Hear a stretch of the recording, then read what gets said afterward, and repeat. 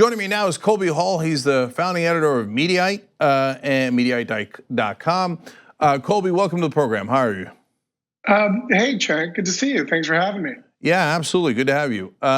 So, Colby, I check Meteorite first thing in the morning when I get up. But for folks who don't know, what does Meteorite do? We sort of, we focus on the intersection of media and politics, which when we started 2009 was kind of a small section of cable news, print media, network news, what have you, websites that were sort of developing digital outlets. Now it's pretty much the gamut. And so what we do, our mission is to sort of track and hold accountable the hyperventilating and hyperbolic and absurdities that one sees on both sides of the aisle. We don't exist to preach to a certain, choir, which gives us sort of a unique point of view. And we also are very quick in covering and then sort of answering the question for our users, what have I missed? What have I missed in the lens of what media is covering? So, if you want to get caught up with a highly curated version of what has been said on Hannity, Rachel Maddow, what Trump has tweeted, what is developing from Washington Post and Josh Dawsey and what Maggie Haberman, we sort of are a one-stop shop that does a good job of being super duper quick and covering all angles, not just the absurdities of Fox News, although they provide a ton of fodder for us. Yeah, no, and that's why I go, because it is one-stop shopping and you guys are super quick. And so I think that you guys are quick to cover most of the breaking news as well as anyone, and then give the perspective of the different sides. It's actually a very rare place on the internet where there are progressives and conservatives on the same site. So that almost never happens. If we have time, I want to ask you how you hire conservatives in a second, and because that's interesting. Will do. It's an interesting challenge for sure. Yeah, and but I also want to get your sense of how things have changed since you guys started in 2009. I mean, obviously we got the Trump era. How have you seen the media change, if you think they have changed in that time period? Well, it has evolved a lot. And I believe that it's difficult not to mention Fox News is really, and I thought this was the case really under the Obama administration, but with Bill Shan going to the communications office and Trump ostensibly calling into the studio, you've never seen such a powerful outlet that really is the most watched sort of cable news outlet. All the others combined have such a powerful, sort of state-run TV, positive voice for an administration. It's shocking, really. They work hand in glove. The biggest thing I would say, taking a step back from just the sort of the cable news wars, I think we see, it's a time-honored thing to say that there's a balkanized, media consumption. Roger Ailes, I blame for this really, and to his credit, he made a ton of cash off of this, but he realized that people wanted to sort of wanted their opinions reinforced. And I'm not saying anything new, but it's true. And I think CNN and MSNBC have followed that path. Like it's not really journalism, it's entertainment packaged as news, but it's mostly where people go to reinforce their own opinions about, what is out there. I also feel that you have politicians, with some notable exceptions, have really sort of dipped on the national discourse scene. There is a vacuum of sort of smart rhetorical leadership. In that vacuum, you have Donald Trump, who is this sort of circus barker entertainer who has no shame. But what we've also seen filled in that vacuum are the talking head pundits of, cable news. And so it's sort of gross, and I sort of loathe that part of my job is to spend so much time watching cable news, but it really has kind of filled this vacuum.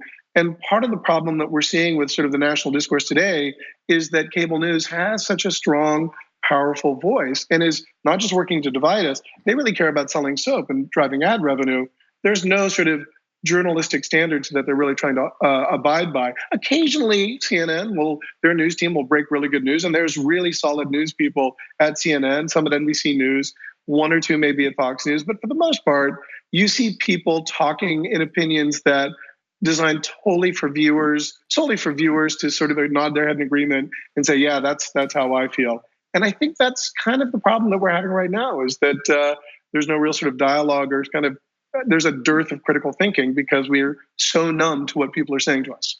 So Colby, that's a really interesting point, and you just said something there that I've not heard anywhere else, and I really rang true to me. You said there's like a dearth of politicians that are out there, and the media is filling the gap. And I've never seen it really phrased that way before. But I think that's really, especially on the Democratic side, exceedingly right. You see Trump blaring the whole time, and I get it, he's president. But on the other hand, Obama was president, and he did not use that bully pulpit anywhere nearly, not only as much as Donald Trump, but I would argue actually as effective as Donald Trump. And the Democrats seem to be missing in action. But you watch cable news, and your whole website is devoted to watching. Am I missing it, or the Democrats show up a lot less on cable news and stating their own opinions and fighting for progressive positions? Well, you're not missing it. That's exactly right. I mean, I think the notable exceptions is you see Bernie Sanders, and today he's promoting a book, and we're starting in the early stages of 2020, and he'll say the things that need to be said. I mean, he's sort of wonderfully fearless in being able to say the things bravely. I think the weird landscape of opinion media right now is you have conservative sites. Fox News has really become a conservative blog, and a very lucrative conservative blog. But they fight tooth and nail. They play dirty. They will, and it's not really Fox News. The stuff that they end up parroting, the hard right, the fighting right. Then you have my friends in the Midwest. I'm from Kansas, proud Jayhawk. They firmly believe that sort of mainstream, the lamestream media with their liberal bias. CNN and MSNBC are well informed.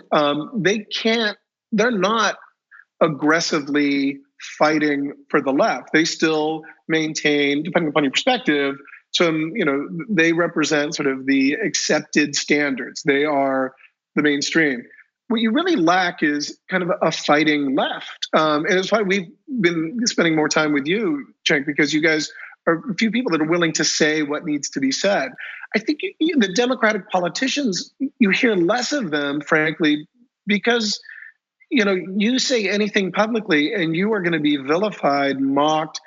The Fox News sort of echo chamber will, and led by the bully puppet of Trump, will point and laugh at you in a way that's not pleasant. And I think that it's a real shame. I wouldn't say it's cowardly. It actually makes sense. I don't know why anyone would want to put themselves in that dynamic and just sort of get skewered. But I think that's sort of the variables that have led to this kind of weird place that we are. I think we're in the middle of this massive transition that is still, it's like year one of the printing press being invented. I think we're still trying to figure out what this digital revolution and sort of overwhelming information source means for us and how we can properly manage it. Because right now there's a dearth of critical thinking, and a lot of Democratic politicians are sort of like keeping quiet. They played political jujitsu, hoping that Trump would fall over himself, and I think they've overplayed that hand because Trump's very comfortable with chaos.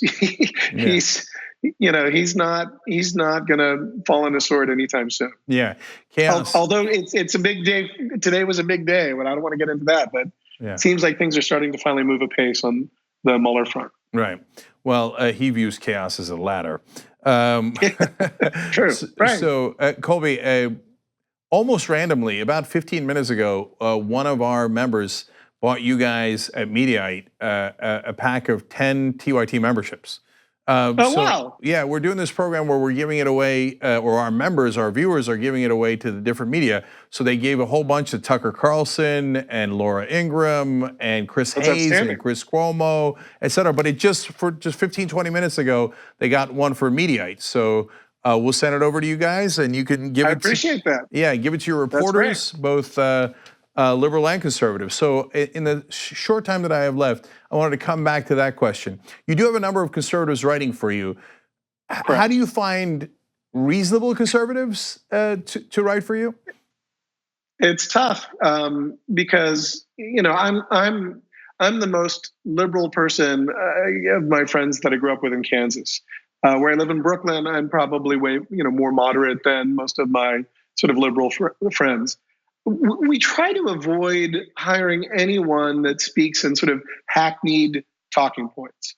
There's one can take. There are smart conservatives out there, and it's really difficult to edit someone with whom you violently disagree, but as long as there's logic and reason and you're not taking cheap shots, we've published a few things that have made, and I went nuts. One of a former conservative writer argued that Acosta, the White House was right for pulling Acosta's press pass because he was obnoxious. And to me, that was the stupidest thing we've ever published. It sort of slipped through the cracks. But when we look to hire conservatives, I say this as a bad joke, and I shouldn't say it publicly, but we're looking for people that are just dumb enough to write conservative columns, and very often, they get traffic and they get clicks, but we mostly want to try to hold people to account, and hyperbole and absurdity and sort of unfairness is not the sole province of the right. That exists on the left also. And we would be foolish and unfair if we didn't also. I mean, you do a good job of criticizing sort of establishment Democrats. And I think that that's refreshing. I think that goes back to the old journalistic standards that are sorely missing. So we look for smart people who are hungry and willing to sort of not fall into the kind of drudge, Fox Nation, goofy, dumb, underinformed talking points.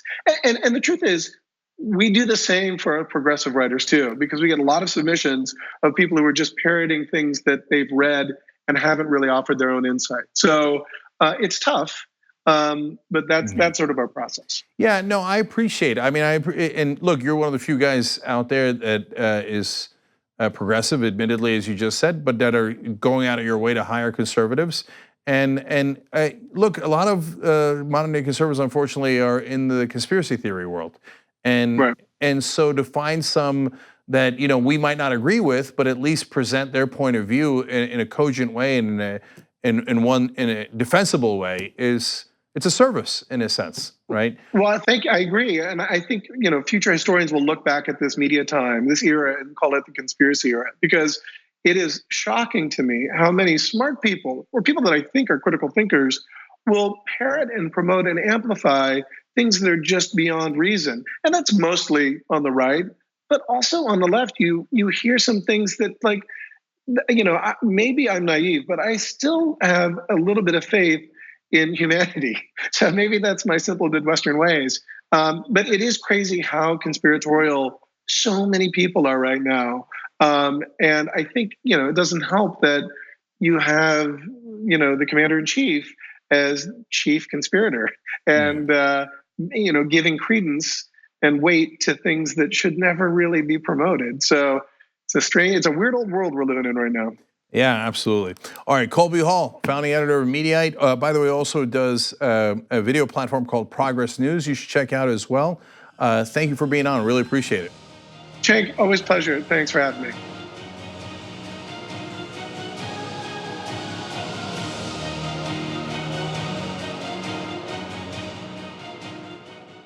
Like what you see? Click the subscribe button below and don't forget to ring the bell to never miss another video from the Young Turks.